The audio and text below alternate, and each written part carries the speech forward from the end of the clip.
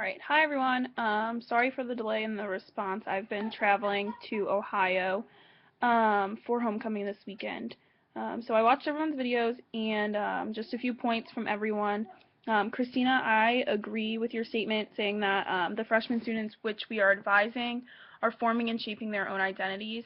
And I think you talked a lot about how we need to recognize that they are still forming their identities just as we are, and that they come from different backgrounds, and that this is a big adjustment period in their life in terms of coming to college from being at home. So I think that that's something that is important for us to keep in mind as we're working with them, that it's just as much a transition for them as it is for us as their mentors. Cody, I think that I took kind of the same approach you did with completing the MMDI for myself and applying the model to the way that I think and the way I view my own identity to then better understand how, as an advisor, as a mentor, I can help students find their own and utilize the MMDI to do that as well. Rachel, I agree with your statement that we are constantly evolving and therefore our context and core are also evolving.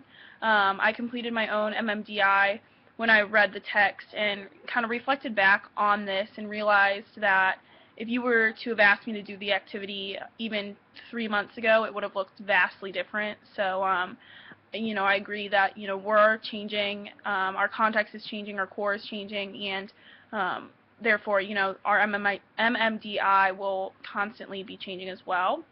And then Donovan, you also took the same approach in completing your own MMDI. So, I found it interesting to be watching everyone's videos and seeing how your MMDIs kind of fit in similarities or in differences to what I had for mine and what you kind of thought. And I think that could be kind of a good tool for us to utilize in terms of like working cohesively in groups. And then Donovan, I thought the activity that you did where you listed 5 things and then you had people list 5 things, 5 ways that they view you was really interesting and kind of shows how the MMDI comes into play and relates to identity and perception.